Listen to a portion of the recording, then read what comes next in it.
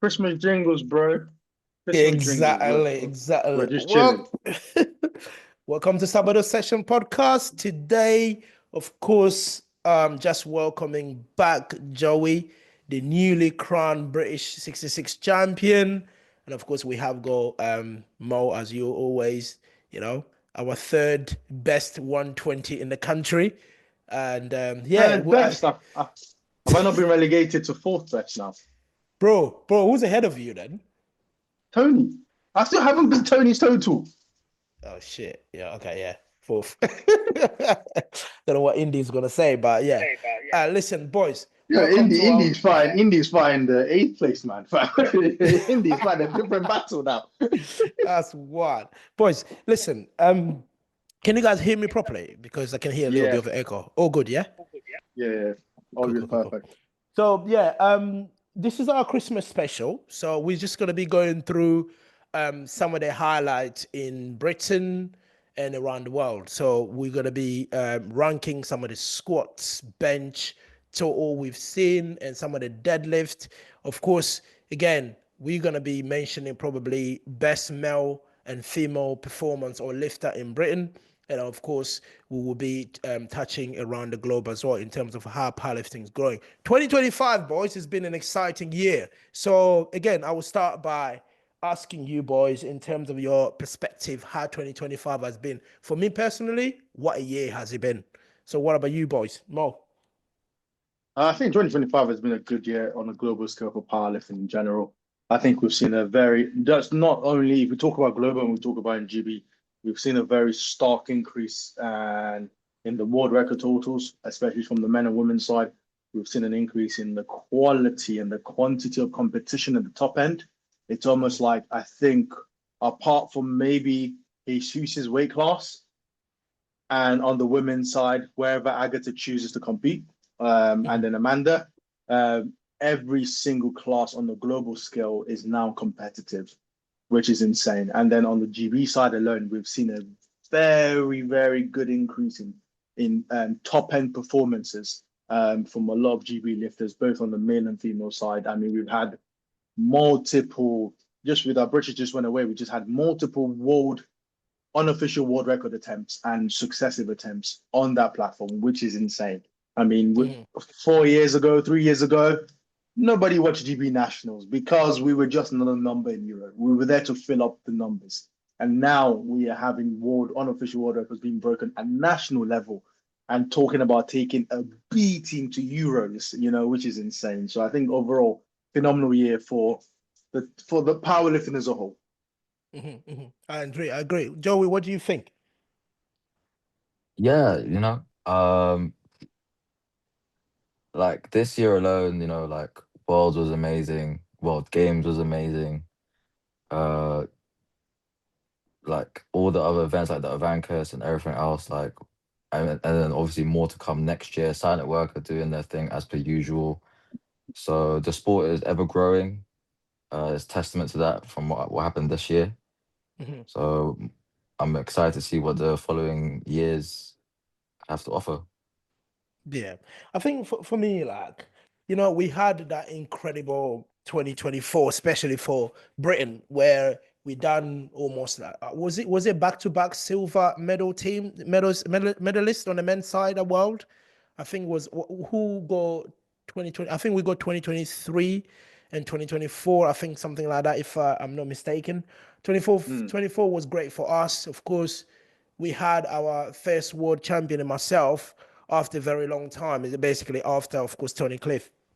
So the reality of things is like when you think about it, it was a successful year pretty much for most of us, right? And Joey yourself in 2024, it was a great year for you in terms of like, of course, switching over your coaching and seeing how that climb, the ladder going up and more yourself as well.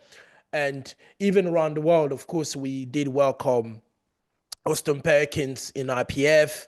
We had Ashton Risker, Bob Matthew, so Ross, all these big names that we were wishing and praying for to come on our side. So we had them in 2024, and then rolling over to 2025 again. Powerlifting did not cease to give in, because in terms of like, of course, we have seen milestone this year in terms of like Joey B hitting 983, and of course Austin Perkins doing the madness, Shell at Sheffield in the beginning of the year. So basically, all these stuff's happening. Of course, we saw the emergence of Ade, Nonto now, and Ngokwa and the rest. So basically, the list goes on, Yeah, and right? absolutely. We also You had know what I what mean? Tiffany Chapon's revenge total that is keeps on increasing since her last Yeah, IPO4. yeah. Sonita's, I know it was disqualified, but I Hmm. think that has got to be in contention for the craziest squad on the women's side Yeah, with the World and Games. So some insane performances. yeah, and then the ever consistent Brittany Slater. Do you know what I mean? Yeah, coming into every time she goes up against Sonita, I don't think people give her the flowers she deserves, how strong she is in that 84 plus. For me, like for what Brittany has done, and of course what the madness Sonita is doing, I think these two ladies elevated that weight class. Absolutely. And of course, you add the Natalie from New Zealand and the rest. So it's again across powerlifting has been incredible this year, right? And Agatha doing the madness. If I carry on here, we're not gonna stop. We're not literally not going to stop the podcast. So yes, for me, it's like kudos to every single lifter, every single power lifter or member or volunteer around the world in terms of how we've grown our sport. And I believe 2026 will be even bigger. Every single year, the years are just getting big. So getting into the meat of it, just straight from the get go, guys. I just want to ask for your thoughts or opinion in terms of like, let's start with probably the meat of the year, right? Meat of the year. When I say meat of the year, I'm talking about the quality of lifting. I'm talking about the production, and I'm talking about even like the athlete experience. I'm gonna go through that. So for me, where I'm standing, I'm probably one of the lifters that have done pretty much all the top class meat in the IPF level this year, right? I can probably take that as an honor in terms of like what I've done. That is just an achievement for me alone. But in terms of if I want to rank all of it, of course, it's hard to beat Sheffield in terms of like the production itself, just around powerlifting, because Sheffield is about just powerlifters, nothing else, right? Yep. And for me, it's hard to beat that. Very, very hard to beat Sheffield in terms of a meet of the year. So, what do you guys think? I think it has to be Sheffield. I think World Games Mm, had the potential to be the best meet of the year in terms of the venue and the setup. The unfortunate thing was, as much as we hate to admit it, the Americans pulling out of that meet just unfortunately devalued the essence of what it actually and truly meant and what it could mm, have been on the global stage. But I think figuratively looking at the amount of resources that was put into each meet and the quality in terms of the production, in terms of the athlete treatment and lifestyle that came with that, I think you have to give it to Sheffield, but I think World Games would have come very, very close if we had more superstar athletes turn up to that event. yeah, for me, as I said, because Sheffield did cover, of course, the athletes experience, the production, me, and the rest. That's why, again, because as I said, Sheffield is just for powerlifters. The World Games was not just for power. But if you ask me, the athletes experience, nothing beat the World Games. I'm sorry. I've said it 10 times, 10 times better than Sheffield when it comes to the athlete experience. But in terms of like what powerlifting is all about, we won. If the World Games meet the Sheffield criteria, the World Game would have been ahead.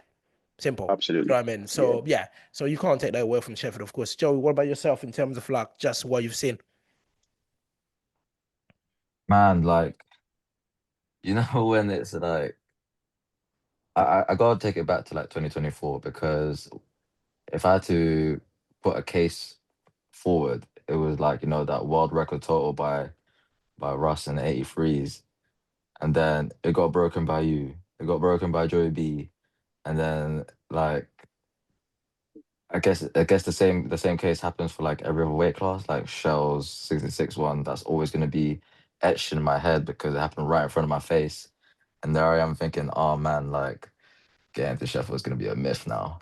So so like going from strength to strength in literally every weight class, and the fact that you know, world records are still being broken to this day. Like, who wouldn't be impressed? And it just makes me think, like, yeah, world records are meant to be broken, pretty much, which is what the SPD Sheffield, you know, has always stood for. Mhm. And I mean, it's kind of like if I was told that like 5 years ago, wouldn't have believed it. But consider this happened right in front of my own two eyes. I believe it, man. Like every time, every year, something's gonna be broken. So Sheffield's taken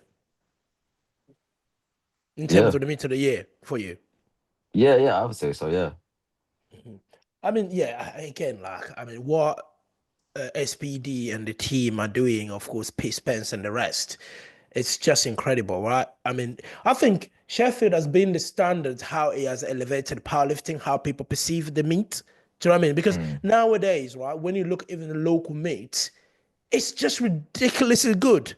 Do you know what I mean? Were talking about SPD Austin that just happened in the Avankers. Of course, I was not there. I just had to watch it live. But you look at the production, if the quality of the lifting, you just think like, mate, that's a fucking world championship caliber. Do you know what I mean?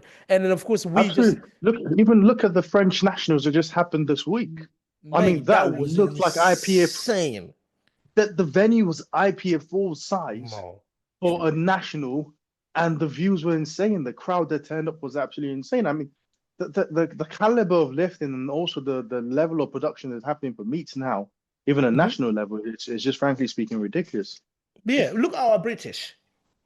Do you know what I mean? Our British that happened at FitFest is again, if you go back to the British we had in 2020, let's say in what One, 2021, right? You we're just got like Ninja Gym. fuck. Do you know what I mean? 2022, and look at the way the British is now. We're just thinking like, what the hell? You know, I think even the sponsors now, some of this main sponsor like the SPD, the A7s, and the rest. Do you know what I mean? They're putting money into these big meets, right? And then the production is increasing. So again, for me, I'll go back to that's the impact Sheffield has had. You know what I mean? We cannot sit here and pretend Sheffield has not had an impact on the meat production, not just about how good the lifters are becoming nowadays in terms of performing, but also in the meat production around the world. So yeah. So moving on in terms of like on the meat. So I will talk about potentially some of the performance that we've seen, right? Overall, in terms of like these meets. Of course, this year was a big year for powerlifting. Right? We had Sheffield in the beginning of the year. Us, the Europeans, we had the Euros, we had World, there was the NAPF that happened, the World Games. You know, these are the international meet I'm talking about here, right? And then apart from that, of course, we had go the local meet, you know, and the nationals. I would talk about the French just happened. We had the British. We have got the American nationals, and we have got, of course, local meets such as well SPD Austin, you know, all these Avankis and the rest. So I just because we all powerlifting nerds, so we've watched, we've seen performances. So for you guys, in terms of the meet, what meet that has impressed you guys in terms of the lifting quality? When I said lifting quality, I am including the standards as well, because people can lift a heavy weight in a particular meet. If the standards are not right, that's not the meat quality. I'm sorry. You know, I'm talking about where the standards were perfect and people smashed weight. So in your opinion, guys, I'm going to start with Joey. What have you watched this year that has impressed you in terms of that? I feel as though you're trying to like want us to say world games or something here. Oh, no, no, no, no, no. World Games. Have you seen Chiara Bernardi bombing out World Games? So, do you know what I mean? I'm not saying World Games. What he um, dragging here about? in it like shots fired for no reason. Sonita not getting her squat. Yeah, you're sounding like you don't want to make it into 2026 safely. No, because I'm talking about standards here, right? That's all. I'm including all of that. So, what do you guys think? As for standards, Mm-hmm. man, like Standards and the quality of lifting, right? That's what I'm talking. standards and quality of lifting.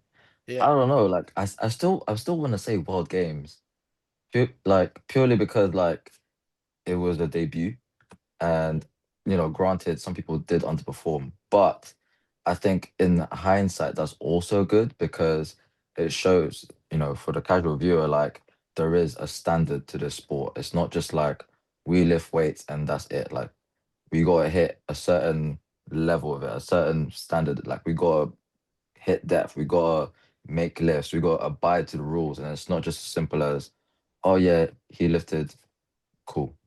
It's just like that. It would give like the casual viewer like, oh, what happened there? I thought it was good. Why would? And then it would kind of like, I don't know, like snowball into finding out why the lift wasn't given and so on and so forth. I agree. No, what about yourself? I think for me, it has to be SPD Austin, and then this might be recency bias. But that was the one meet. But man, I've watched a lot of meet this powerlifting year. To be honest with you, I think I need to cut down my powerlifting consumption. But I think that was the one meet that I stayed up well past 1 a.m. and I thought, bloody hell, this is good. Because it was exciting from the beginning to the end, especially that prime time quality. And even though they had so many dropouts within the prime time, I felt like it almost gave a balance to everything, a bit of perspective. Because I think sometimes if you look at Sheffield, it's star power after star power after star power. And you almost get lost in the amazingness of the whole thing. Agatha could put up a 630 kilo total, but Jesus, even though we're going to miss him, is going to squat 490 kilos, and your brain can't go, which one's the crazy one at this moment? While SBD Austin, because some athletes dropped out, you almost had, now bear in mind, there was still good quality. And I will say, even the 59 kilo lifter who came out, I can't remember his name, but I know he's Ghanaian. Is it Kweko? Kweko. Yeah, he's got a Ghanaian name. The one who came out all the way to Jesus, he had a phenomenal performance and he popped a massive 600 kilo total, but there was a steady increase and you almost got like hype, reset. So I think SBD Austin was really, really enjoyable to watch, and I didn't expect it to be as good. I honestly was ready to sleep after the opening for squats. But I found myself staying up for it. What about the standards of refereeing and judging? I feel like there's always going to be hate against Americans, unfortunately, and they are a bit more lenient on the judging side. But I honestly thought it was good enough. If you're gonna go with which one had the biggest star power and which one had the best record, it's just gonna be a Sheffield again. Yeah. So I feel like for me, the one that shocked me is, oh wow, this was actually really, really good, had to be SBD Austin. So for me, it's, again, as I said, I've been on the big platform this year, big of pretty much all the biggest. So for me, I'll always go to World. I can't say World was the best in terms of like the standards and of course the quality of lifting, because every time you go to World from the lower weight class to the heavy weight class, there's always like questionable calls, right? And then you see someone that was like, hang on, if that squat passed, how the fuck did my one did not pass? Do you know what I mean? And you see some benches and feel like, what was that bench depth? So again, because there's a lot of lifters and a lot of referees coming in and a go. So I'm gonna be a little bit biased here. It's not because I am thinking because I was there. Yeah, SPD Austin, it was amazing in terms of like the quality of lifting, the star power, and just the show from, as you said, from the beginning to the end. But if I include all the aspects in terms of like, the quality of lifting, of course, I'm talking about the standards of refereeing, judging on the platform. I really can't see anything that was better than the World Games. The reason I'm saying that, the World Games is, apart from World and Sheffield, of course, that was the biggest meet of the year in the IPF calendar, right? And some of the judging that was happening on that platform, of course, as a lifter or anybody, I would see of like, they're really harsh, man. Oh no, that's taking the piss. Do they have glasses to wear? Are they wearing glasses? Like, for instance, like Sonita Squaw, Chiara Bernardi, look, they're good friends of mine. I can see and say, look, they were literally hard done on what happened in the standards. But in terms of like, if you watch it, you think about, okay, I'm a referee, I'm a judge, right? What the hell is happening here? And the reality of lifters, as much as I can waffle here, if I don't lift to standards, it doesn't get passed. You know what I mean? That's period. Simple and period. Do you know what I mean? For me, I think if I get to the tough standards, I think the World Games for me, because the reality exhausts, guys, you need to bear in mind. Some of these flights had, like my flight had 5 lifters, right? But all the 5 lifters, you know, none of us have got a lift turned down because of, oh yeah, it didn't hit depth, or you didn't do this, or you didn't do that. Most of the lifts that were missed in my weight class, especially, it was because of strength. It was not the standards. Do you know what I mean? So, and then again, of course, you go some of the weight classes as well that had a little bit more. But, you know, you get performance like Megan Lee Smith, 9 for 9 performance. You look at every single lift, every single attempt, you just go like, what the fuck? Do you know what I mean? And then also Brittany Slater herself. So that's what I'm going to say down in terms of like the quality, the standards of lifting. I think the World Games ahead. I'm sorry, but I think to me it's just ahead, because some of the calls that were passed at the World Game, there's not a single call that was passed at the World Game. You sit there thinking, it's been gifted that. It is the contrary. Some of the call that was all right. Crazy one. And she's getting a random straight for no reason. She's probably enjoying her Christmas. Right. Swedish lady, I can't remember, her name skips my head. 69 kilo class. Is it what you mean? You told me Alba 63. Alba, yes. Now, when I was going through it, Alba missed her first bench on elbow depth. Her second bench, she got up first bench, overturned by the jury. Second bench got passed. Bear in mind, there was no footage for the jury to review because of the camera angle that was taken. It was like a vertical one, so they couldn't tell anything. And then the third was overturned by the jury. So if a lifter has missed the opener and missed the third, they've not really changed much within those 3 attempts. And the cameras were also switched off. What do you say about that situation? So what you trying to say is what? The standards were no consistent. I was going to say the standards... You said no one was gifted a lift. So you believe Alba was gifted a second? I believe if the cameras were on Alba, she would have also bombed out along with Chiara. She missed a third, right? She missed a third. How did she miss that third? Was she given the third? Jury overturned. Jury overturned. So the standards were harsh on the third. Yes. Okay. So she was gifted a second. She was gifted a second because jury did not have anything to review. Look, I understand where you're coming from. Now, bear in mind, though, I'll say that the judging on that day was beyond excessive. Yeah, I mean, I understand where you're coming from in terms of like that consistency, especially not having a monitor, giving her a second and overturning a third. I kind of get your argument there, right? Again, I'll put my head out and think, okay, because again, the consistency, if that was not taken care of, then we don't want that. But for me, I'm talking about just for what I saw and experience at the World Games. Do you know what I mean? In terms of like the consistency in my weight class and the rest of the people that I've seen the lifts. Because I've watched some of the lifts, right? I'm thinking like, that is harsh, but it's been taken away. To me, again, there's a benefit for that to the lifter, as we always say. You know, if you're a bit iffy, for me, in your point of what you're saying there, they should have given the benefit of that to Alba. I said they should have given the Albert got through because of a situation. I feel like the jury was excessive. The judging on that day was excessive, and the fact that the cameras were not on one lifter for review by the jury, while the cameras was on another lifter for all attempts, had very, very different, performances in the day. Albert's second attempt skipped the jury review because there was no camera footage. All of Chiara's third 3 attempts were all on show for the jury, and every single time the jury overturned it. Well, I'll put it this way: there was still no monitors on the jury tables. You know that, even when Chiara lifted, you guys could see the replay. The replay was on the big on the jumbotron. Yeah. Isn't that what the jury was using for overturning though?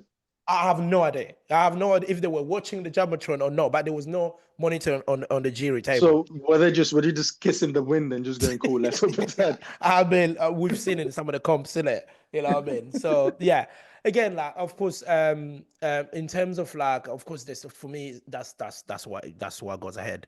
But because SPD Austin, as I said, it was brilliant. You know, in terms of a show, this year, if we, you know, bar Sheffield, that was the meet.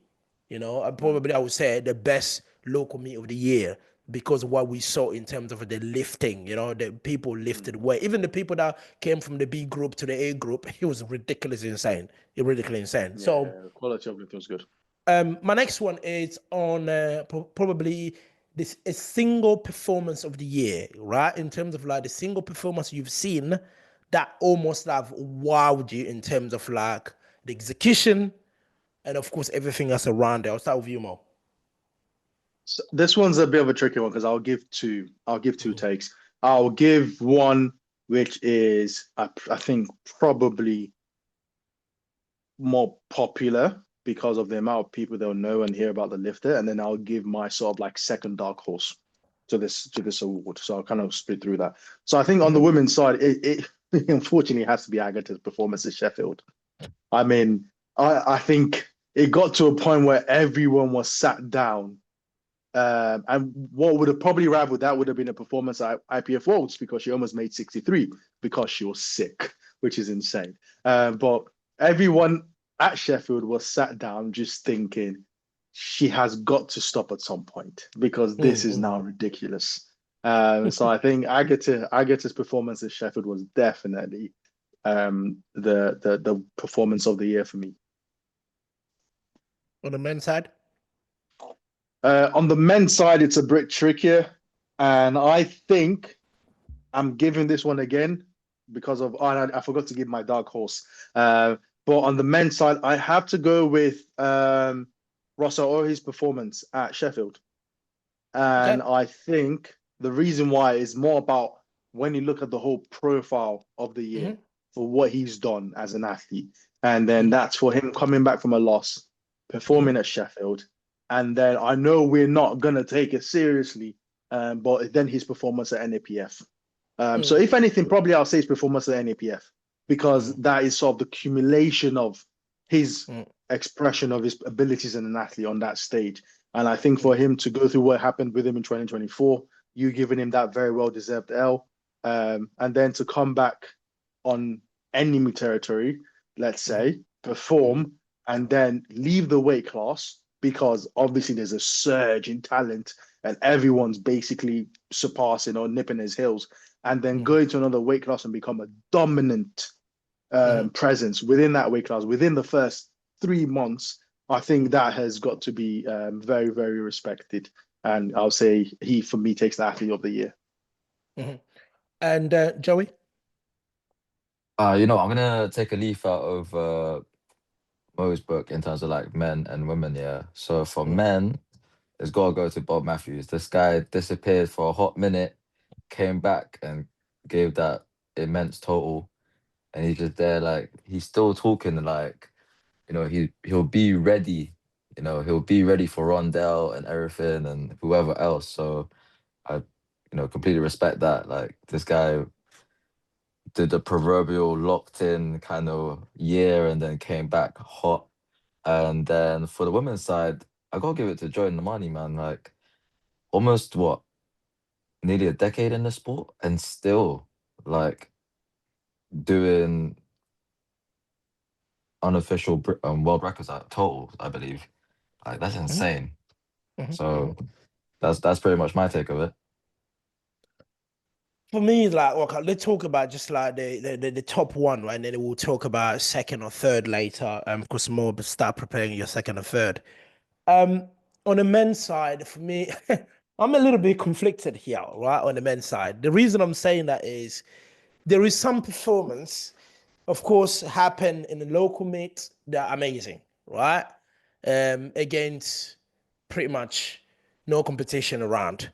And there's some performance happening at an international level against someone international, no competition around, but some performance happened at international, but with competition around. So I'm sorry, I'm gonna have to choose a meet that I've seen a performance where there is competition. So, but I will happily mention, Russ NAPF was exquisite. It was amazing. You know what I mean? To see what he did, flying into a different country and going to there, squatting like 355, pulling whatever he pulled and totally hitting the world record for his first meet as a 93. He hit the world record, right? That was like, I think it's worth mentioning. But in terms of performance of the year for me, I got to give that performance of the year to Taylor Howard, right? The reason I'm saying that is Taylor is the father of 2 kids. He has a professional job like myself. He's been through the trenches of injuries, right? He goes up the 83, first meet, 830. And everyone was, oh, yeah, Taylor's back, blah, blah, blah. But the reality is I was not impressed with the 830 because I knew Taylor had done 838 before at 74 kilos. So if he did 830 at 83, I'm not going to be surprised. But what actually I don't easily get impressed by people. I don't care how much you're lifting. I don't. I just look at weight. I'm thinking, so what? I can do that. Do you know what I mean? That so and so can do that too. So anyway, what I'm saying is looking at Taylor at PN Nationals, he came in and hit 876 kilos. His second me as an 83. And if he did not overload his deadlift, we'll be sitting here talking about probably 890 or 885. That's what we'll be talking about here. That's how impressive that performance was. The reason I'm rating it like that because he was against competition. It's not that he went there by himself and did what he did. No. He had Joey B. He had Angelo. Delaney was there, world champion. He had to go other 83s. With Sean Noriega and the rest. These guys are strong motherfuckers. Do you know what I mean? And for Taylor to be able to do that is impressive. Of course, I know that means the me that and our young kid Joey B total 900. But was that impressive? The 900, of course, this is that 4-minute mile, isn't it? Do you know what I mean? What's it called? What is it? 4 minutes a mile, right? When he broke that, everyone was like, "Oh, he's the first one to break the 900 kilos." But if you look at Joey's B training, what we've seen on the social media leading to that, I would have backed him for 900 because he was posting some stupid numbers. We probably would have backed him for more. But Taylor, because he was playing that game of hiding my numbers, even me, I did not put Taylor over 70. I was saying the only person that will hit over 70 is Joey B. Taylor messaged me, was like, you really think he's the only one that would do that? And he proved me wrong. So that's why I was impressed with that performance. And of course, we can't go past what Russ, again, another honorable mention of Russ at Sheffield. After what happened in 2024, a lot of people were trying so much ruffle about Russ, but people forgetting one thing. Russ hit like 885 in Korea, right? I know he was heavier, but Russ knows how big total looks like. His body can handle big total. In the US, even though he lost against me in Lithuania, but he's the one that hit 860, right? So he knows what big total is. So when he came to Sheffield, hitting 870 that he did, you got to glaze him for that. You got to literally give him his flowers because after the L that he took, he came back and beat it 83, 870. But for me as a lifter, I was thinking, all right, Russ has just added 10 kilo on his best. I know everyone goes like 870, but yeah, he's done 860 the year prior that. Do you know what I mean? For a year later, for him to eat 870, he's not surprising. I know I'm a little bit salty here talking about it, talking about that, not dismissing his performance. But still, that is something that worth mentioning. Of course, Joey talk about Bob Murphy as well is incredible. What these guys are doing is just, it's madness. So, yeah, for me, that's on the men's side. On the women's side, again, Joy, I know you mentioned Joy, of course, she's always deserved a mention in terms of what she's been doing. Auntie's been literally on the trenches, but she's still one of the best in the world, But again, what Agatha is doing, it's, I don't know, mate. I can't even talk enough of her. And I don't know if there's anyone that will surpass Agatha performances that last year. Every single one of them, from Sheffield to World, what this girl is doing is just, it's not phenomenal. It's just like unheard of. You know what I mean? I don't know what she's gonna go down in history. I don't know what people will call her, but for me, it's just like, yeah, it's madness. So yeah, cool. Yeah. Now, Hashtag free Agatha. free Agatha, bro.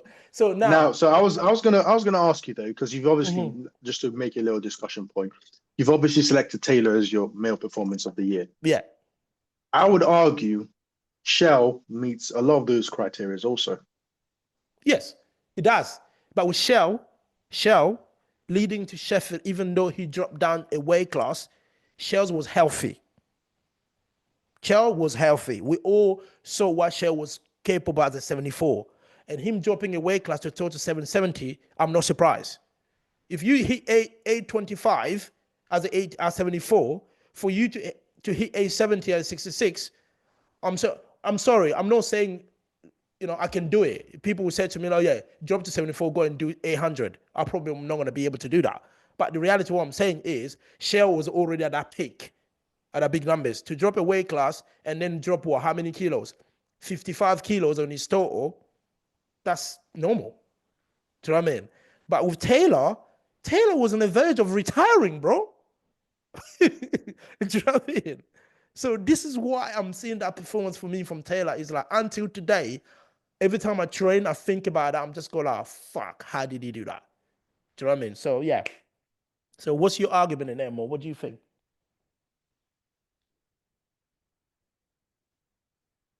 That's Samsung of Sorry. yours, man. Fucking hell. No, Change no, that name no. tomorrow. Nah, I'm trying to sort out so I can go on my PC and be a lot better, more stabilized. I'll say fair enough. I'll probably argue. I feel like Shell argue he was probably dealing with his own injuries, but then that Shell being Shell, I feel like Shell's quote unquote retired from the sport and come back from retirement at least twice. And Shell, yeah. But anyway, I feel like both lifters have done amazing well. And it's just going to come down to preference. I think one of these things Yeah. are always preference.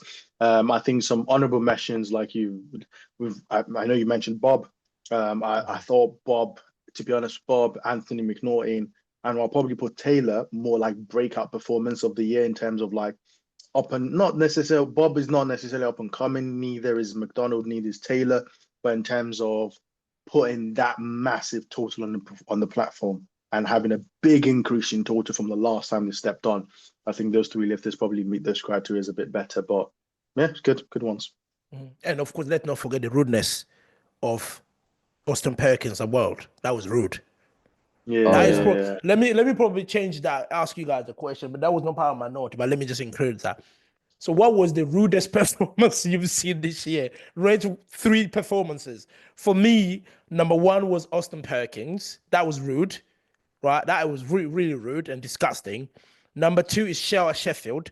Getting that 770 as a 66, you just ruined the 66 life.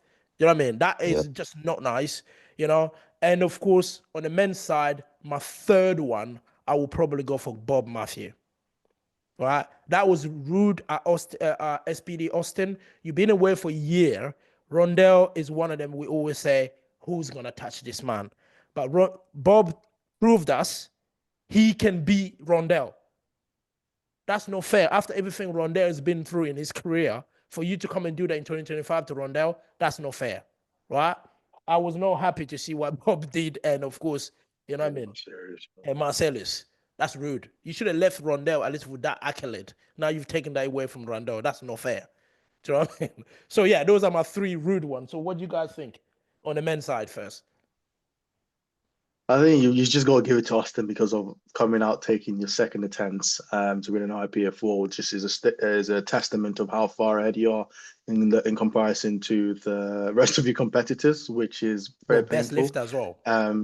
And also best lifter, which is insane. But like we say, in the jungle, there are no jail points. So let's find let's pick someone else. I can't believe Austin is about to score as much as Mo. But anyway, yeah, what's your second and third?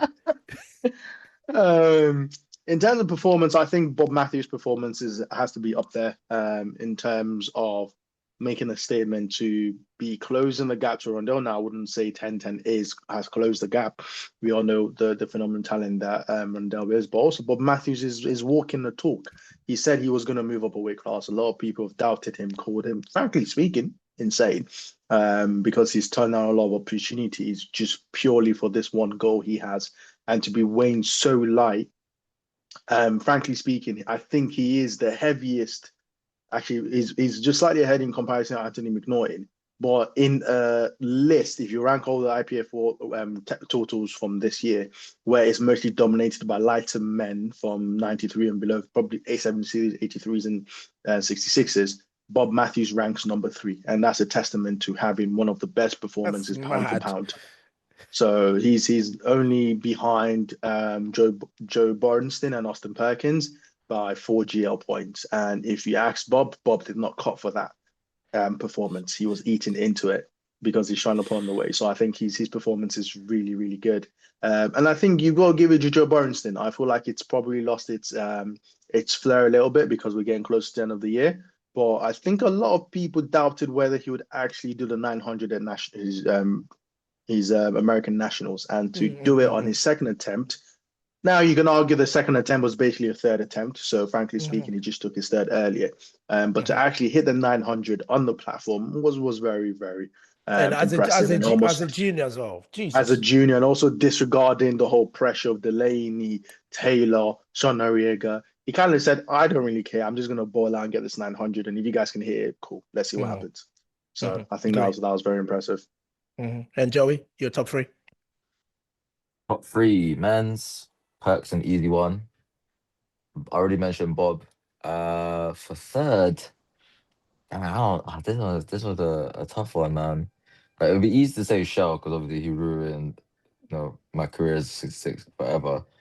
But man, like, everyone seems to forget, like, Ilya Marichev from Russia is doing bits, like he's doing crazy numbers as a 74, and like the only way is up. Like, okay, fine, 810 is, it's not exactly remotely close to 858, but man, like, for someone else to be doing like 800 plus like that in 74s is insane. So for me, third would be a toss up between Shell and Ilya. And then for women's, man, like, I can't put them all in an exact order, but Tiffany Chapon, she's still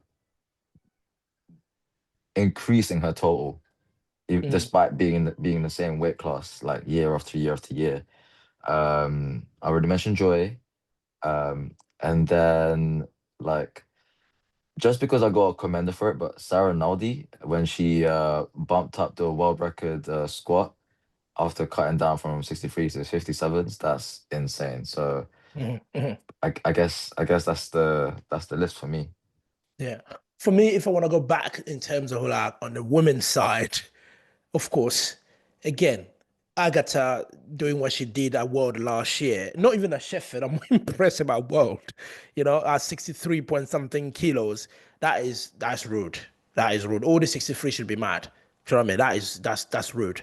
And my second, I think, when I look at the women in terms of, like, performances, Joy have to go second, even though, as you said yourself, at that age, she just hit the unofficial world record at the British, and she's still improving. When people talk about, the rate of progress of some of these lifters, because some of us are old, some of them are young. The young person always given, of course, all the flowers on earth. They're the one that will get 20 kilo, 10 kilo every year. But you look at what Joy is doing, and even myself, what's happening, you're just thinking, like, bro, can't your your narrative can't just change? You know what I mean? God is showing you things right in front of you, but you're still doubting. You know what I mean? You're going to be sent to the 7th hell because you just don't want to believe in the word of God. But anyway, what I'm saying, what Joey is doing is just ridiculous. For me, like, that's rude when you come to these young lifters coming. Of course, Sarah is amazing, but what Joey is doing is just like, Jesus, And of course, my third one in terms of like the women, you look across the globe, I mean, what Brittany Schladers has been doing, you got to give her flowers because every time Oh she yeah. compete, what I mean? I love Pips Anita to be, but every time Brittany compete, it's all about, oh yeah, where is she gonna place? People don't realize this woman, right?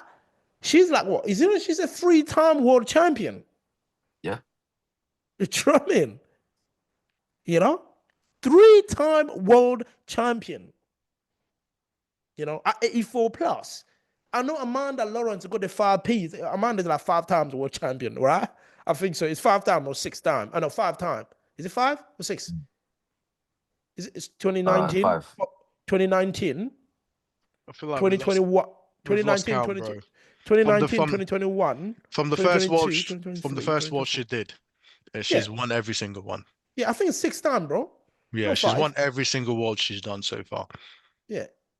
2019, 2020, 21, 2022, 2023, 2024, and 2025.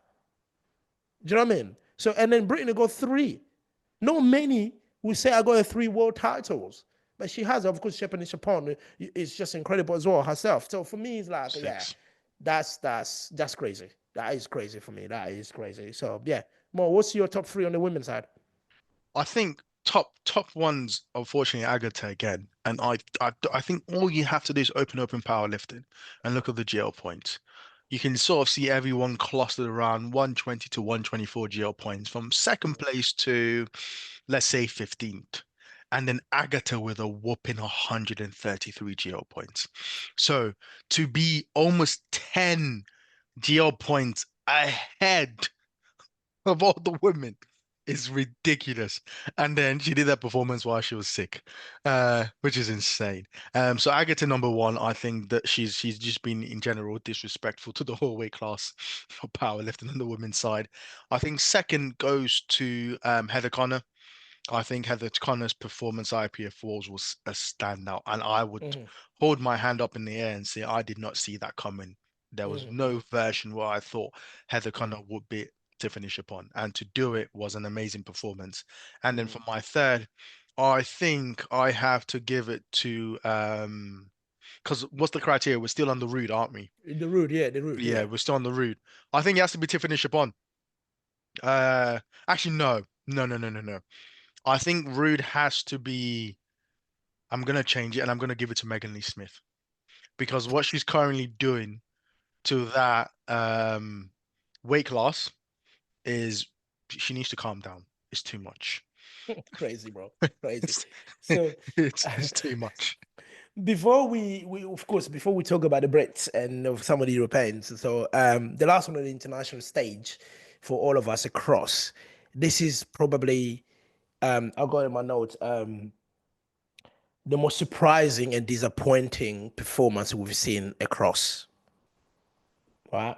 I'll go first on the men's side. Number 1, I think, is myself. Right? Myself, no, I mean, at Sheffield, because 2 seconds, 2 seconds, yeah. 2 seconds, right? This is the man who's gone to World Games and won World Games. No, This I is said the one. I man. said the performance. I said one performance. Let me Yeah, start with come on. myself, mate. Yeah, I stubbed my toe on the way out of bed, so that's my worst performance of the year. You know, this is the man who's going to Sheffield for the second, third time. Second time. First GB male to do it. Currently the highest ranking in terms of GL points on the men's side, and overtook Joy, which everyone thought was never gonna happen for the last decade of powerlifting that she's been in there. And then you're telling me, yeah, I woke up on the wrong side one morning, and then that's the worst performance on the global stage. I mean, can I just give mine? You give yours, You right? see, is there water in that bass right there? Just Oh, for fuck's drink sake. drink it, so you can make sure that everything. She did take it back though. Yeah, no, obviously she took it back. What do you mean? She did take it back. It's bloody Joy. Of course, She you're gonna take takes it back. everything. You know, what I mean, for someone to go up against a woman on the GL point, Joey, be careful. That's bad. Crazy. Oh, I can see it right in front of me, bro. It's So what I'm nuts. saying, for me, I'll put me. right? In terms of like Sheffield, because Sheffield, I had high expectations in terms of what happened. So that's number one is me. And Joey number had high two, expectations for nationals. Do you want to put him on the list too? there's three people, you know. There's three people. I'm going down. I'm going down. You know, me. Wait, what? Me? No, can I just finish? Let me just finish. Can I give my three? Me Go on. at Sheffield, number one, because of what happened at Sheffield. I was not expecting that. My number two on the men's side, if I think rightfully, I will probably say Ade. You know, again at Sheffield, because I told him if I can't do it, you can do it. Do you know what I mean? So, but yeah, we let Russ beat us at Sheffield because of him. You know what I mean? Not me. Me, I know I was done already. So anyway, because of him, I did number three. And my number four is Joey at the British. The reason I'm saying that is I've known Joey for a very long time. You know, everything that goes in Joey's training, I am aware. You know, in terms of nutrition, I'm aware. That British was the best prep Joey as I ever had. I know people think silent worker Joey killed it with that 665. People feel like it was amazing. I said, the silent worker prep was not as good as the British prep.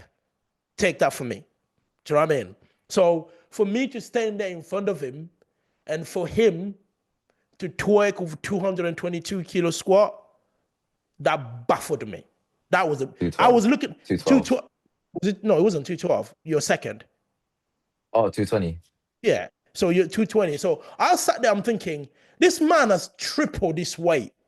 Do you know what the fuck is happening on the day? Again, as a lifter, you know, shit happened. You know, my one I paid off for mine in 2023 at Malta, but Joey had to pay his on as a British this year. But yeah, do you know what I mean? But when he had to pay, he won still. But again, he won is great, it's fantastic. But for me, I'm pissed off because that's not the numbers we wanted.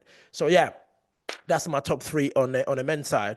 On the women's side, is that the Joker number one for both world and at the British. Do you know what I mean? I mean, Number one Euros. at the Euros. Sorry, at the Joker is number one for me. Do you know what I mean? And then every time I think about it, I get really annoyed. You know. And number two for me is Sonita. I'm glad Mo is on mute. Number two for me is Sonita. I was saying this is just a personal list. Yes, it's a personal list. It It is a does personal sound list, it, bro. You know, number two for me is Sonita. Why? At the World Games, I sat there. I had no doubt about Sonita training that at the World Games, we were going for 750, 760 for Sonita. No doubt. I don't even think the way you unfolded, of course, the refereeing and all of that. But at the end of the day, we are lifters. Right? She had to wear that in her is hers. Do you know what I mean? But that 325.5, oh my God. Anyway, I'm still dreaming about that. So yeah, that's my number two, Sonita. Please, Sonita, don't kill me. You have to mention you. I have to say something bad about you every now and then. So that's Sonita. And my third one, I went like, oh my God, I'm so disappointed about this that the way it happened. On the women's side, are you ready for this? Go on.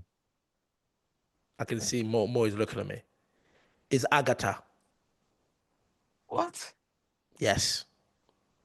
Is Agatha. Agatha for not hitting the 10 times body weight this year.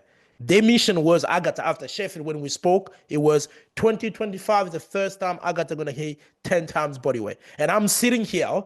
I still have not seen a 10 times body weight for a woman.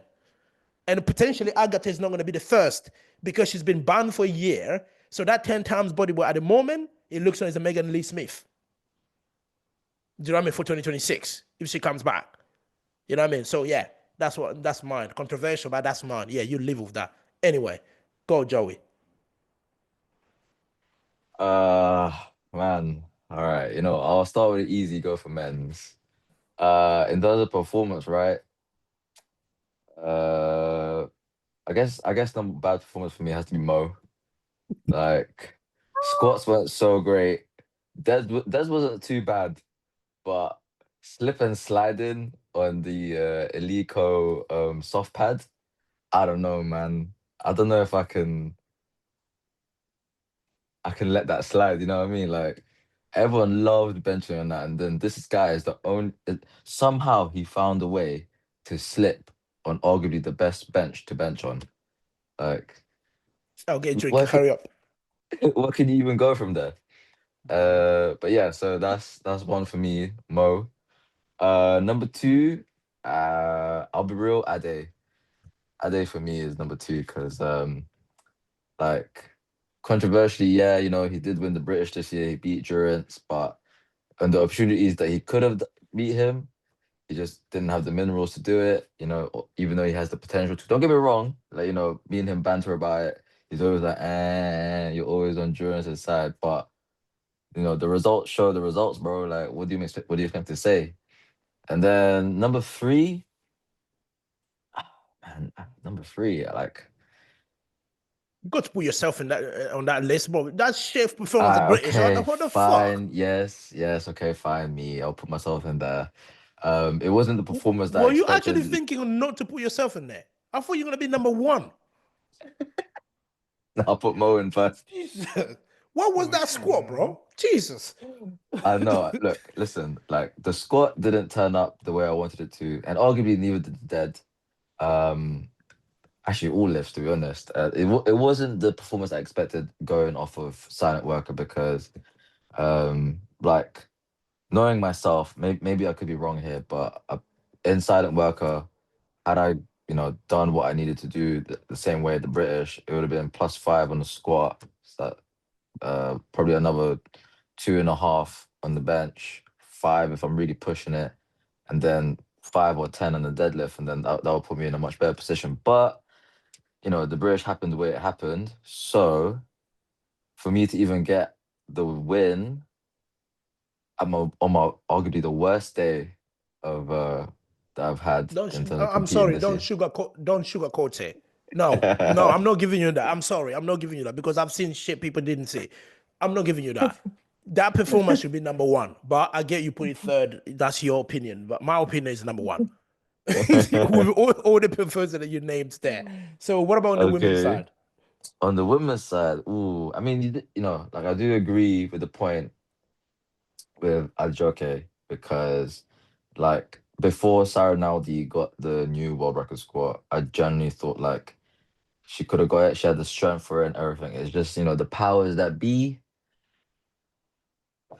like, you know, it was just too high. I think she got, I don't know. I think she thought, oh wow, this was too light, and then just forgot the whole getting the whole depth thing. So that, you know, it still lives on in my mind rent free, pretty much what happened there.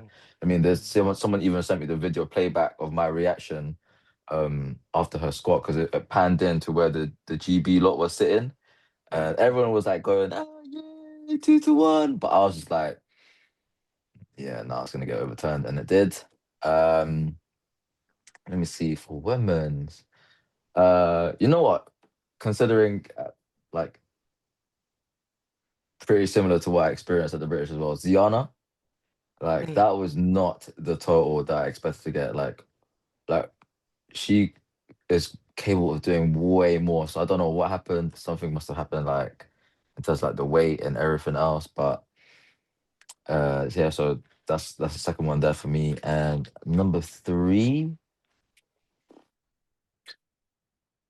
man, I hope she doesn't listen to this. Like, probably doesn't, but Temi, bruh, like it was not the result I was expecting, that's for sure. Like from like getting one squat was not, I'm pretty sure wasn't part of the plan. So yeah, that if I had to rank like a bad performance, that would be in my third place. So all the women, you just pick the Brits. That's how much you hate your own federation. Fuck you now, Joey. Oh, I hate my federation, G. But I those are mean, the ones that that's are kind of like on the you mean forefront of my head. you mean the expectation. You expect more from them, so that's what you mean. That's why Yeah, you were I do. disappointed. I Yeah. get what you mean. I get what you mean. So Mo, I know you've been thinking that you're probably running the numbers down, and then you're trying to think, but people hate you. But trust me, they hate you already, bro. Just go on. What's your top three men and women? You're You're on still a mute, mute, bro. G. You're on mute, bro. Bloody hell. I think top three men. I think I have to go now. Please, all these men could potentially kill me at any point. I think for me, Oof. I think first has to be Kasem Sang. And Mm. that would be Kasem Sang's debut in the 59 kilo weight class. I think there was a lot of hype towards that debut, but unfortunately he was injured but did not disclose that. So I want to say for the caliber of athlete he is, and absolute massive respect for him stepping on that platform and still showing up on the day considering the situations and what he was dealing with. But 470 kilo total was absolutely not what we were expecting considering he was going to be coming down into the weight class and potentially breaking the world record and maybe even pushing it further. Second has to be Anatoly at IPF Worlds. For such an experienced veteran, this sounds so personal, and all of these guys are fucking way better athletes than me right now. But for an athlete for an athlete of his caliber, I want to say Worlds in Germany was arguably one of his worst performances so far, and that's because purely he missed his second attempt on depth, retook it, moved absolutely confident and solid, but then bombed out on deadlifts.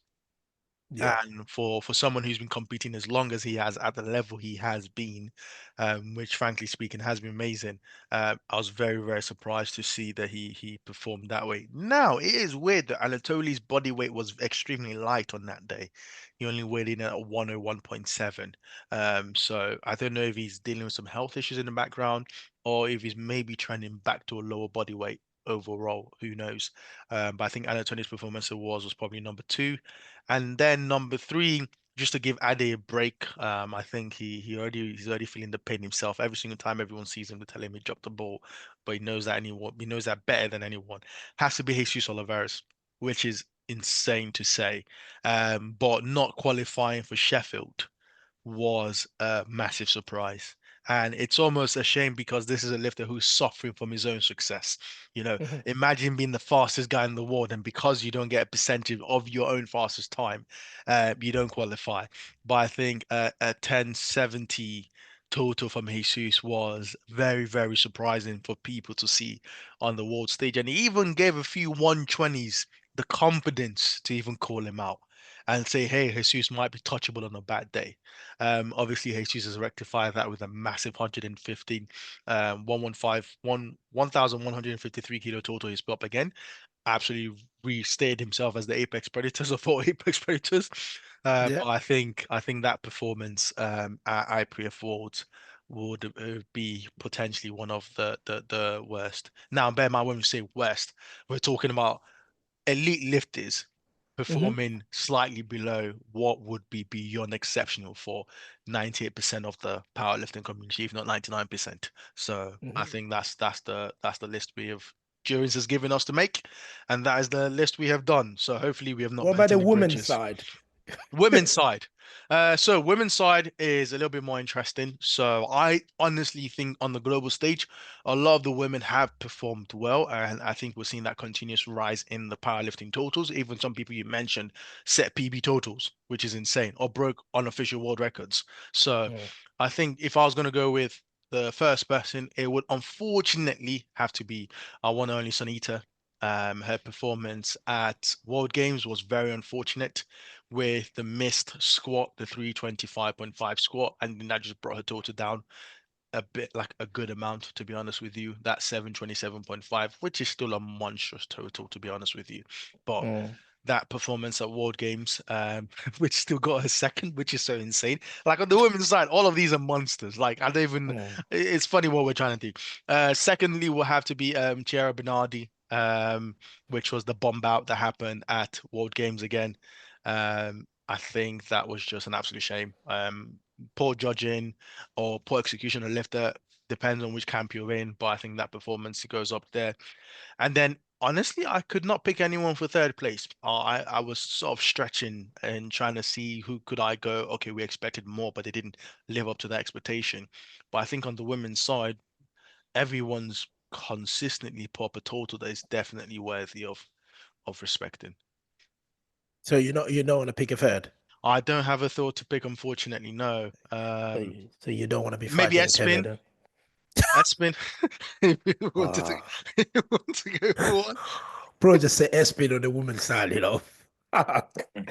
Jesus Christ. Okay. Of course, that probably closed the international conversation. But anyway, in the next phase, we're talking about the Brits. Probably you guys, of course, you can honorably mention the international stage as well in terms of what you've seen. I think I'm gonna go home. I'm gonna come home now and then talk about best male lifter and female lifter of GB. And it was also we will talk about probably some of the most single amazing lift we've seen in GB across the board. Could be, I mean, on the squat bench deadlift, okay. And then of course you can have your list of top three if you want, or just one. Let me start. So in terms of like the male in Britain, it's a hard one, right? It's a very hard one because how do we how do we judge it on, or how do we name it? Do we do a performance or accolades? Because again, because there's some performance this year has been wonderful to see, right? Let's just summarize it. Jurins Kangamo has won best male athlete of the year. Joy Why? Joy Why? Tamani has won best female athlete of the year. The two Uh, the two uncles and aunties of the federation have both won it. That's good. but people can have a different argument though in terms of like, What's the who? I mean, I lost the British. But who? I mean, I lost the British, but Ade beat me at the British. So do you know what I mean? After you dropped a 2-minute video on your stories explaining why you took only your opponents.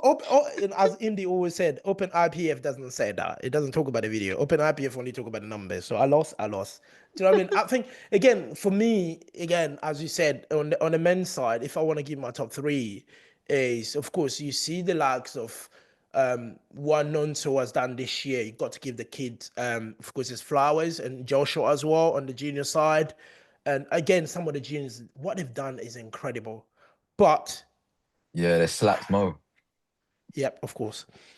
But you cannot not mention what Manson has done, I'll choose peace. right? Manson is a two-time junior world champion and European champion.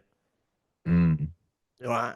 He's done it this year. Last year he won world. This year he won world, and he won European champions also. He's worth a mention. So the juniors, literally, forgive me guys, in terms of there's so many of you that are incredible, right? I can't just be going mentioning every single one of them. And of course, Nathaniel. What Nathaniel's done as a 93, 105. You know, I mean, he's the best 105 that Britain had ever produced, right? And you got to give him flowers of what he's done there. So he's incredible. So again, I'm not skipping the question in terms of my top three best male athletes. I think I'll put myself up there as number one, not just because of it's me, it's just about what I've done this year. 5 meets I've done this year, and all of them have gone really well. And of course, won World Games, came second on World, 6 at Sheffield, of course, and then second at Nationals, right? That is incredible, right? I put myself number one there. So my number two, of course, I will pull Ade. The reason for that is because Sheffield, we saw what he was capable of. Sheffield won the Europeans, you know, even the chasing that World Games card. I'm glad he didn't go to the World Games. Afterwards, probably would not be a World Game champion. Who knows? And then, of course, Avankis, what he did, you know, and then at the British beating me. So, yeah, you got to give Ade all that. Don't look at me like that, Mo. I did that well at the Avankis. So, Guys, so you're such a hater.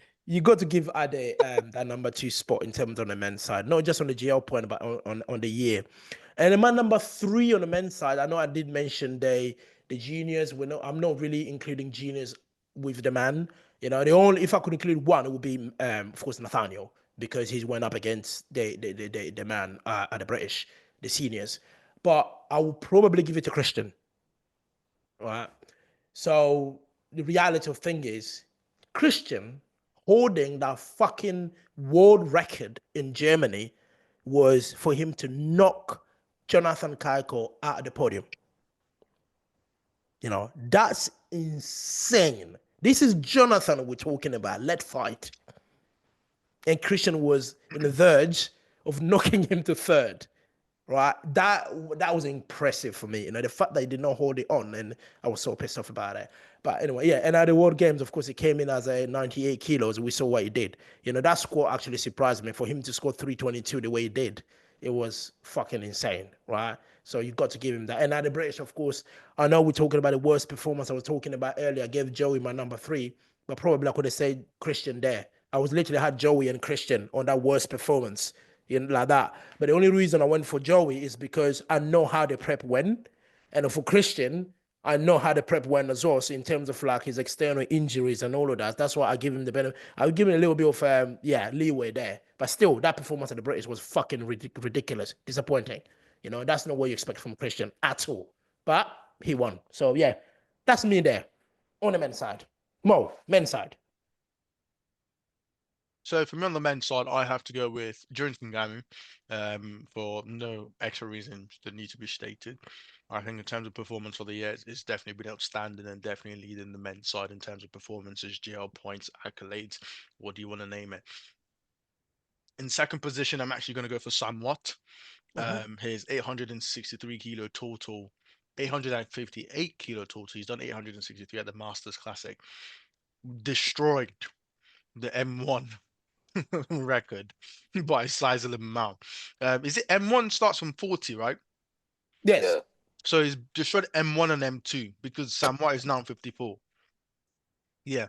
And I think Pape is still trying to hit a 60 total. So frankly speaking, Pape, You're rude. don't talk with Sam White. But I think that performance has not gotten the accolades and the respect it deserves to be in the powerlifting community for Sam Watt has been competing since he was 19. But he Insane. has, Like, but I think he has got like 20 British titles. I don't even know. 1990, I was not even born then, right? Sam Watt has been competing since then and just set an M2 world record and also broke the M1 world record at the same time. Correct me on the M1 if I'm wrong, but I don't know any other M1 105, so doing 850, not even 800 plus now. So I think that was a very, very impressive performance and honestly has got zero hype for it. I don't even think there's been a post on the GBPF page, which is a shame, frankly speaking. I think it should be highlighted. And then in third, I have to give it because it sort of came down to in terms of who's actually accolades. Nonso is a very, very good candidate because of his performance at Avancus, which was more of an invitational meet, but also breaking and holding the world record deadlift is also very impressive. Ngoka has shown potential. I want to say he hasn't truly displayed his full potential, so it doesn't feel fair because to include him in that list because we have a bunch of juniors who have, if not won their weight class, but also put up some really good totals. So for me, it has to be between Nonso and AJ because AJ came second at IPF Worlds. Yeah, and the British, yeah. At the Yeah. British again, and his performance at the British and the way he looked on that day. So I think between those two would be my third pick for in terms of award for men's. Joey? Okay, Durance because reasons explained already.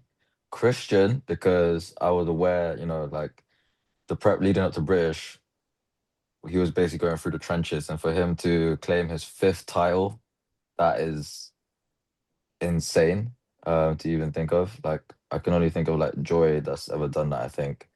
So Tony. for oh yeah, Tony, but yeah, for Christian to do it also, that's insane. And lastly, Manson. I mean, this guy, you know, he didn't really have the best I think juniors early this year, but for him to go stride from stride on junior worlds, junior Euros, and perform the way he did, that's commendable. Yeah, great. I mean, the juniors, again, as I said, it's not about we don't want to mention the junior. Our juniors in GB have been incredible. Incredible. You know what I mean? At the Euros, at the Western Euros, even a world juniors. It's just like, yeah. Again, as I said, there's so many of them, we can't even pick one. We literally can't pick one. We can't sit here and say which junior has been incredible for us, right? You know, as I said, Nathaniel, because you mentioned Manson, you see Joey, you know what I mean? You see, what you call it, Mendy, you know? There is, I mean, your boy Joey. Do you know what I mean? Emmanuel. Emmanuel, it's just incredible how these guys have done. And these are the kids that are loading world records, senior world records on deadlifts. You know what I mean? Only Mm-hmm. if the Brits can give me that bit of deadlifts as well. Jesus Christ. But anyway, on the women's side, for me again, I mean, of course, Joey takes that. Who beat Joey when it comes to these kind of things? You know what I mean? I don't see anyone beat Joy's on that. And my third one again on the women's side is Yana. You know, I mean, what she did at World, coming second again. A World in Germany, Ziana, if everything went well, Ziana would have won World. Mm. Do you know what I mean? Just imagine, like, we sat there as a Briton thinking, like, this was the day where Amanda Lawrence could have been beaten. Yeah. You know, it's just like things did not go to plan for Ziana in terms of, like, of course, the making weight and that stuff. So, but Ian, you got to give it to Ziana, right? Being that 84 women, the only one crossing the 600 kilos, you got to give it to her. So she was impressive for us as my number, of course, 2 there. So my number 3 on the women's side is it comes a little bit tricky, but again, is Bobby. They consistency year in, year out is is borderline insane. You know, when Bobby's competing, she's always delivering. She's always performing. You know, I think she's only had a one disappointing competition that we can't talk about, Bobby. Of course, we're not going to talk about that. Do you know what I mean? But this year, she's been incredible. All right, so for me, again, like, I'm going to give it to her. Of course, there's other performance to mention there. Of course, Bettina, the British. This girl came out of nowhere from 520 to 560.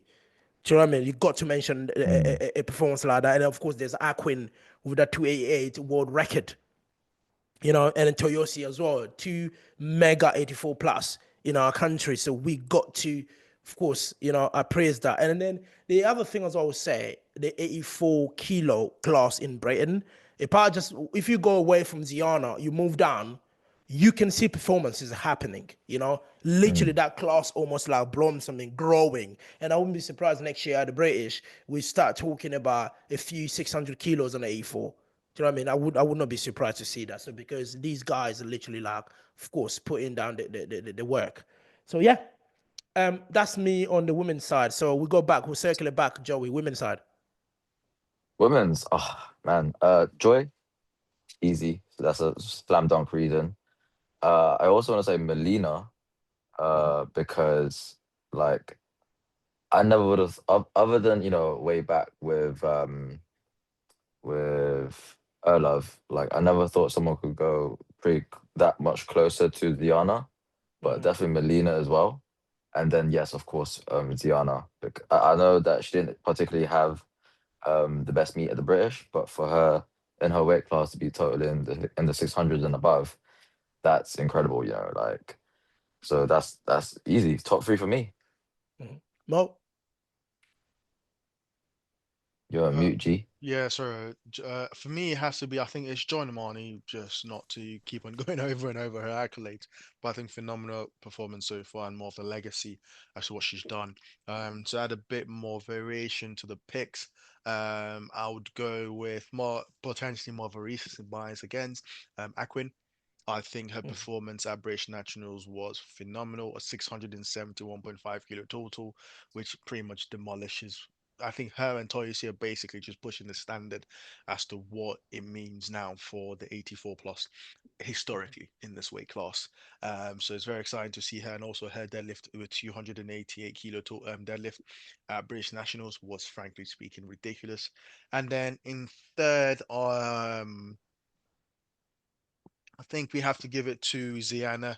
I think even though she didn't have the best day at British Nationals this year, we're still Mhm. talking about Ziana hitting a 595 being a terrible day. That is pretty good. And is a testament enough to the standards that she's currently at now. So I think that'll be my top three for on the women's side. Mhm. That's incredible. That's incredible. It just proves that how good the standards are getting in Britain. We're talking about 595 from Ziana being a shit day. Do you know what I mean? So that is Yeah. just that madness, isn't it, in terms of where these standards are. So yeah. So I'll move to the next category we have. Basically, the most impressive lift of the year, right? On the men's side and then on the women's side. So we can go top three. Again, I know the juniors, again, I'll go back to the juniors, said they've been impressive this year. Some of them breaking seniors total records. We give you those accolades. But for me, let me start on the men's side, right? I'm gonna pick some of the lift I'm gonna pick. Of course, there were no probably hit or made as standards, but they were impressive to watch. So I will probably say on the men's side, I will start with, of course, Sanchez. The the British that just went past. That deadlift. I mean, when Jesus pulled the 430 SPD Austin, we all went like, oh my God, this is mad. Do you know what I mean? And to see Sanchez loading 2 kilo more than that and missing a locker at 105, I don't know if I'm gonna see anything as impressive as that in my life. Do you know what I mean? And the only person that can do that again probably is Sanchez, right? That to me was impressive. Number one. And number two, I will go with Nonso 415. As a junior 120 to travel to the US. I know we talk about traveling affecting people, right? But to see Nonso traveling to the US and pull 415 kilo, the heaviest pull in IPF history. I mean, if you don't put that in the list, you're just a hater. Yeah, you are. So that's for me even now, every time I talk about it, just like, wow. You know what I mean? Wow. And of course, my number three, I will probably go with, this is going to be controversial, I know, but I will probably go with Ngolka squat. Right. I was about to talk about more 360 because again, more squatting 360 is crazy. Especially after the 355 moved, for me to go 5 kilo, I was literally like clenching everything in my body, thinking, please more, don't let me tell her this one. Do you know what I mean? Again, that was impressive. Of course, there's 400 kilos in air, about 420 here. We're talking about AJ Sharma. 415, right? Or 420? Was it 415? 415. 415. 415. And of course the other two 400 squats, Paul and Ray. AJ, I mean 415 in Britain, never been done in Britain, and we've done it. And we're aiming next year for 430, 435 plus, right? That was impressive. That was impressive to watch, right? Just to see a 415 from a 120 plus in our country to hit it the way he did it is just like crazy, right? Again, as I said, like, of course, Ngolka squats is like, Ngolka can do anything. When he load, well, I think he loaded what it was, 375 at the junior squad. I'm just thinking like this kid can just load anything. He came to my garage, the way he was doing these squat, I'm thinking like, you can tell anything you load on that bar, he was just gonna pick it up. Even if you load 400, I think Goka can hold 400 kilos on his back.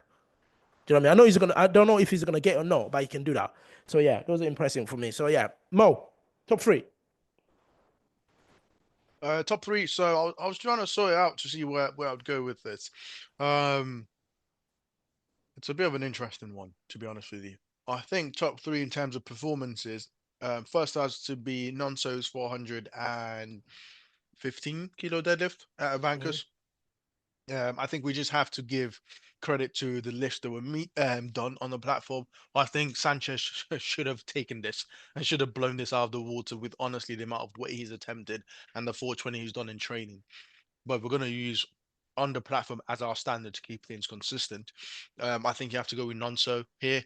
In second place, I would go with AJ's 415 kilo squat. I remember when look, Richardson did the 400, and then it sort of seemed like this mystical number. Now we have a few 120 pluses getting there, but the ease at which AJ squared that 415 made me think 430, 440, maybe even 450 one day, and very, very soon. So it'll be very exciting to see what AJ can do. And then for my third position, it's a bit of an interesting one. So that it's not let's go with bench, you know, to spice things up a little bit. I think I'll give it to Roy Bowen, the 237.5 bench, and his performance as British was standout in general. I think he had a what in comparison to his last time, a 70, 80 kilo total increase overall on his raw kilo total, which is insane. So I think he's gone from what, 915 to a 997.5 total increase, which is pretty nuts. And he was in contention for winning the British. I'll say Asia was definitely clear, but again, it's in the conversation now. He's within that vicinity, so I think that would be my 1, 2, 3, which is unfortunately very 120 or 120 plus healthy. So actually, some honorable shouts. Jurins' Kengamu's tempo 317.5 kilo squat. Oh, that was not a tempo. What's wrong with you? It was Jesus it Christ. was definitely a tempo. Ah. And then also Ade's deadlift attempt, if we're counting attempts Oh, at are you talking about the Sheffield. 385? The 385, the one that had his knee doing I'm piano. I'm a piano So, on the platform. Joey, go on your top three, and then more, of course, we roll down on the women. I'll take away. Carry on. Okay, so top three for me. Top one has to be the 432.5 attempt by Sanchez for sure. I mean, I was there. He was dead close, literally just like a few more like centimeters away from just locking it out, and then that would have been it. Like literally biggest pull like I've ever witnessed. Second, no, I'm not gonna lie, Mo. I was impressed by your third squat because after what I saw from your second attempt, with the 355, I was like, ain't no way, Lol. there ain't no way you're gonna add to this. So for you to add something more to it, that was, calling me impressed pretty much, and it looked like he had more. So that's what confused me as well. Um, calling me impressed, and then third place again. I know it's gonna sound like heavy guy is kind of like favored here, but Ungoka's squat, like that was impressive to say the least. Like there was definitely more there, and having spoken to his handler on the day, I was like, wow, like that call was. I understood the call because considering the second attempt didn't exactly move the way it should have, for him to move the new, squat record like that is definitely something to look out for. Yeah, that was impressive. So these are the impressive on the men's side. So we switch back on the women's side. Let me start with you, Mo. Um, Auntie, Auntie Joy, Killer D. Um, which one do you want to pick? Do you want to pick the deadlift at Worlds? Do you want to pick the deadlift at World Games? Do you want to pick the deadlift at British Nationals? Do you want to pick the But total? you're picking the deadlift to the total. Her squat is more impressive than anything else nowadays. That's no.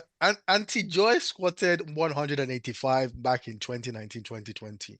For some Oh, reason, her knees have just been remembering how to do the same squat that she did back then. So Joy's gonna kill me.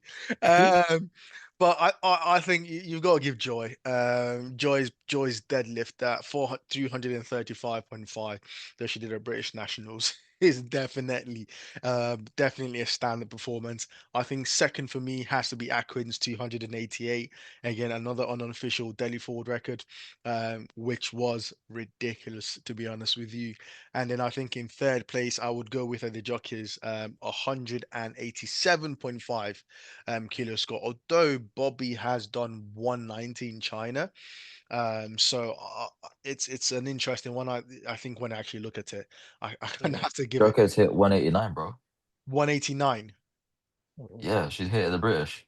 Oh, okay. So 189.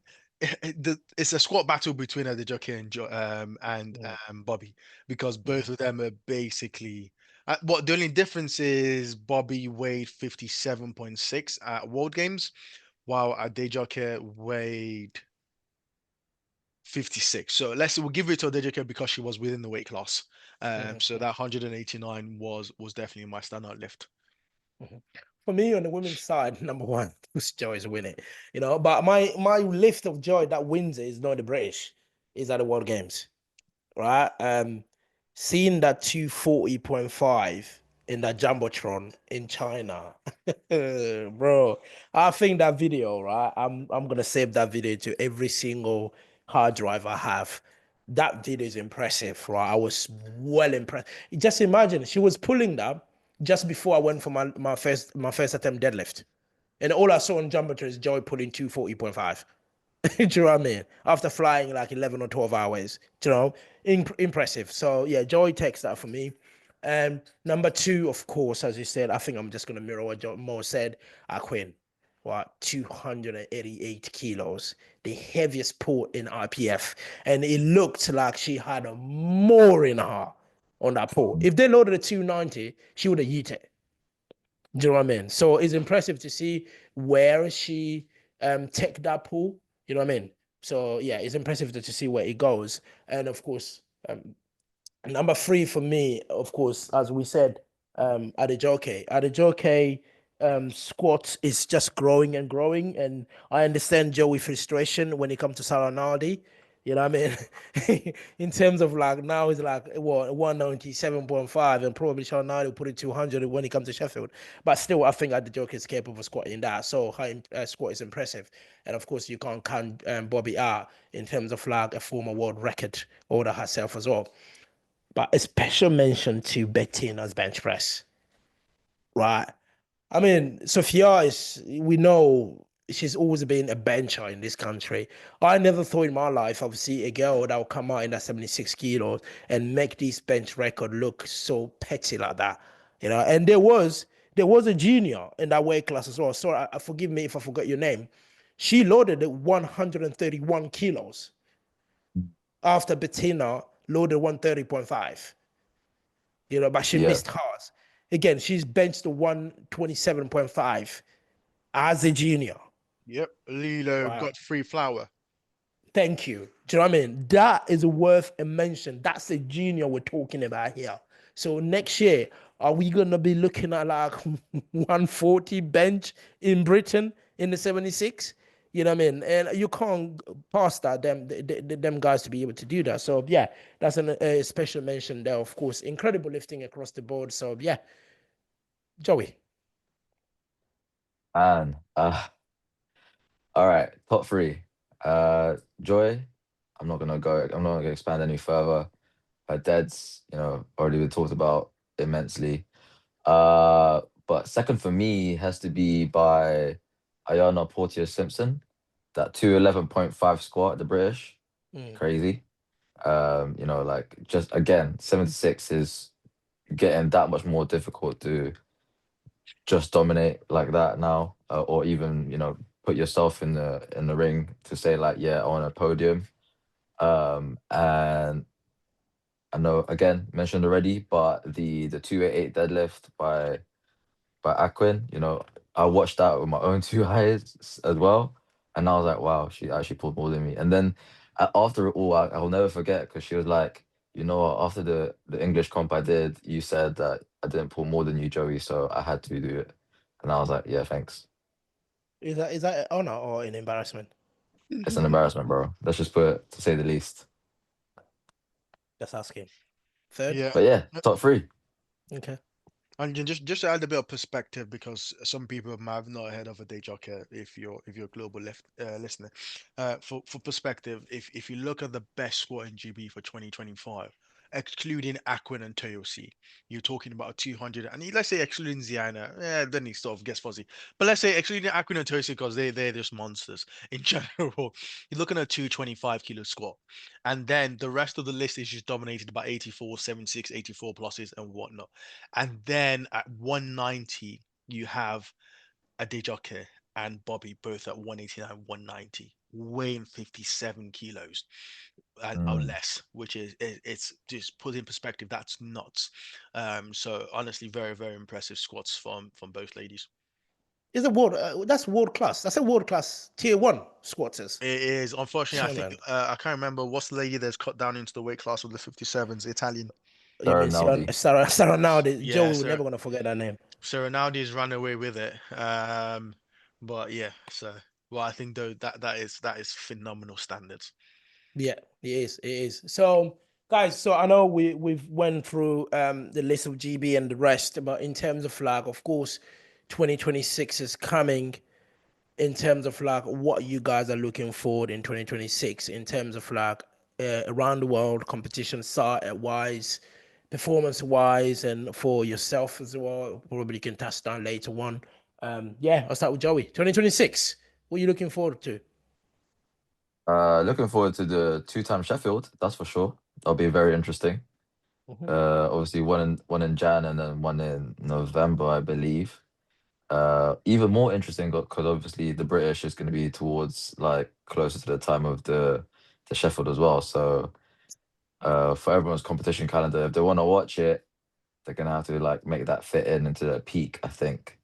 And or like if some of you guys are gonna give Sheffield, sorry, the British a miss, then They can't be don't at the need to British. they don't need to do anything. Literally, all they just do is everyone let's turn up for a massive SBD session For because what? At the everybody Cool, British? everybody's cool, speaking for the Mo. British. Cool. So come to the SBD headquarters and just max out. If your coach says that, or hit your RP7, some people be maxing out, like Joey in France. I wasn't maxing out in France, G. Oh, you're saying like all of us turn up at SPDH quarter because the Sheffield will be around the same time. Chef will be around the same time. It's gonna be within your peaking block, and then let's just it would be one. Honestly, it lines up perfectly. And the problem will be everybody will be battling for a squat rack though, so we'll see what happens. That's crazy. That's crazy. So yeah, go on, Joey. Carry on. Yeah, that's pretty much it for me. Obviously, I can't wait to see what you guys do and Euros and everything else. That should be fun. Are you not invited for the Euros? Yeah, yeah. So why you say you can't what you guys do at the Euros? She's trying to be No, bougie, innit? You're the only person here that is invited for the Euros. Look at him smile. yeah, because everyone else is invited for Worlds, G. Bro. I ain't got no invite. I'm not Mo invited ain't for going shit. now. Mo is just being I don't invited know. to go back to Lagos. Maybe you need to go for your junk mail or something, Mo, man. I've I don't got know. nothing at all. It's Have you been apparently have you have you I been got checking your junk mails? I've checked everything, bro. I've got GBPF set as a star notification in case anything drops. So Oh. far, it's me and Espin. We've both planned the holiday Oh. for March. So So Mo, what are you looking forward to in 2026? I think honestly we're going to start off the year with an absolute banger of a powerlifting competition, which will be Sheffield. So I'm Mm, very, very excited to watch that. I'm actually contemplating maybe even coming down and really embedding myself within the powerlifting community. So hopefully a lot of people come for that. It's a really fun session. In terms of other competitions we have lined up, we have IPF Worlds. We've got some exciting battles coming up there. And this next year is also the double Sheffield, which will also be very exciting to see as to how that affects the gameplay for internationals, especially because a lot of people will now have to choose between the Euros is going to be a big factor, IPF Worlds, how much do I push IPF Worlds? Clearly, I need to secure my position. How do I deal with any other money meets that happen within the year? Because there are quite a few that happen during that summer period. And then how do I balance that conflict with my British nationals? Because everyone, the French, a lot of the Europeans have the nationals now towards the end of the year. So it'll be very interesting year in general. So I'm very excited to Mm, see how the powerlifting competitions stack up. For myself personally, honestly, I have got no internationals lined up so far. So I have no yet, idea what yeah. my competitive future looks like. But as always, we're always going to keep on training, going to keep on having fun. 2026 is a new year with a lot of massive changes to my training environment and also training and recovery abilities. So let's say I've basically been navigating the last 2 years with one toe in powerlifting while trying to balance the rest of everything on my plate. And then in 2026, I get a bit more flexibility to be a pretend athlete. mhm, If that's what we want to call it. So I'm very excited to see what that year produces. But if not, I think just excited for the powerlifting growth and hopefully community in general. mhm. I mean, for me, I think you guys probably touched down on it as well. The double Sheffield is interesting next year. You know, the first one, of course, I'm going to be part of in January. I'm looking forward to see what I'm really capable of after pretty much like being on that second gear since Germany. Do you know what I mean? Just looking forward to see what I'm capable of when I go full throttle for Sheffield. Hopefully, I'm still feeling the way I feel now, healthy and strong and motivated. Because sometimes, as much as this sport, I love doing this sport. Yes, with the lifestyle I have, sometimes can be really demotivated in terms of like training and competing. But hopefully, I still have got the same mindset and spirit leading to Sheffield just to see what I'm capable of. Of course, there will be some top class athletes at Sheffield, Warpex and Anthony McNaughton, and of course Joey B and the rest to just see what powerlifting is all about. Do you know what I mean? On the men's side and the women's side, I'm exciting to see that. Of course, Sheffield record will be broken. Of course, we will going to. If you're not going to Sheffield to break a record or to break a particular record you have in mind, just don't go. Do you know what I mean? Simple as that. Do you know what I mean? So yeah, it'll be interesting to see where it is. And of course, fun enough, I know you guys mentioned about, of course, the World Championship and Sheffield the second half. But for me, I'm looking forward to see the Europeans. The reason for that is because I just watched the French nationals. Some of the French that qualify, because the French, the way the qualification work is they have got a number you hit at the national, you get an invite to international to world straight away. If you hit this B number, whatever, you get a European invite. But at the Europeans, if you can hit the world number at the Europeans, they put you in the team for the world. You know what I mean? So it's exciting for me to see, of course, Leah is back. See, we saw what she did with Tiffany as well. And yeah, looking forward to see the European because even in our country, we have got some of the lifters, like, of course, yourself, Mo, Joey, and potentially Sanchez or so, they will be turning up at the Europeans to see what we are capable of on the women or men's side as well. Looking forward to watch that. I'm not gonna be doing that, so I turn it down. So I'm not gonna be doing that. So yeah, I'm just gonna be prepping for Dubai because I know in Dubai there's gonna be really, really exciting. And the Brits, we're going to Dubai. It's still the Americans still had to be. They still had to be in terms of on the men's side, right? They still have to be. We still have got a few years. We are still a few years behind, but defending that second spot, I think we are favorite to come second again this year, right? It's all about how much do we have in the tank to start literally knocking down to that top spot. So it's interesting. I know everyone was hearing me, but they think I'm delusional. But believe me, with the talent we have in Britain, I don't see why not. We might not beat the American this year, but we might probably take a step closer to them. You know what I mean? So yeah, looking forward to Dubai and the next Sheffield that comes. For me, like that next Sheffield, as much as I love it, as much as I love the British, again, it put me or any other top tier athlete in Britain in a very difficult position. Again, all right. So we go to World. Some of us go for that Sheffield invite, qualify for it, and the British is just like bloody, a week. I think it's a week after that Sheffield, something like that, because the British will be in December and the Sheffield will be in November, isn't it? Yep. Will be like a week after, or maybe a couple of days after. That's insane. You know what I mean? So what I did this year, I wouldn't even be able to do that. If I qualify for that second Sheffield and then I go all out, and then what, 3, 4, 5 days later I'm at the British. Jesus Christ, at my age, would I survive? Do you know what I mean? So it's not about saying, oh yeah, because some people say, yeah, but you done so many meet this year. But these meet were split. I went a little bit easy here, easy there, easy there. But there, I go all out. If I went all out as silent worker and at the British this year, I would not even go and do openers. No way. Do you know what I mean? Because as silent work, I took it easy. That's why I did the British. But if you do the Sheffield, you go all out. And then at the British, you need to come in and then probably, again, it's me and Ada going at it at the British. And of course, we have got the other 83 as well. It's just going to be a nightmare, So, but anyway, we'll talk about that when the time comes where the decision will lie, where we're going to move. So looking forward to 2026. As I said in my story, 2025 have taken a lot away from me this year.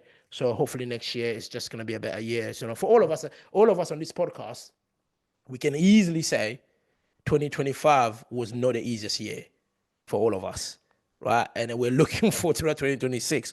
Hopefully Mo is not going to slide down on the bench in 2026, and Joey is not going to fucking twerk with a third attempt score of 220, only 220. Do you know what I mean? So yeah, and me, hopefully I'll still keep the standards of squatting lower than usual. So and start getting that third attempt squat. So hopefully The 2026 will be problem the brilliant. problem is not squatting lower, bro. The problem is just stop tempoing into the hole, and then I think everything will be my fine. tempo I've become a mental thing. I think I need to find a fucking counselor or bloody, I need to see someone to help me on that. It's been a nightmare. But anyway, I so think, to yeah, be honest with you, it might not necessarily be a mental thing, but it might be the changing environment because you're used to squatting heavy on your own, and then you have a bunch of people clustered around you trying to spot and load, which might just throw you off. It might be one of yeah. those things. So when I'm Yeah, taking my third squat, they just should tell just them to leave remove you the alone. photo.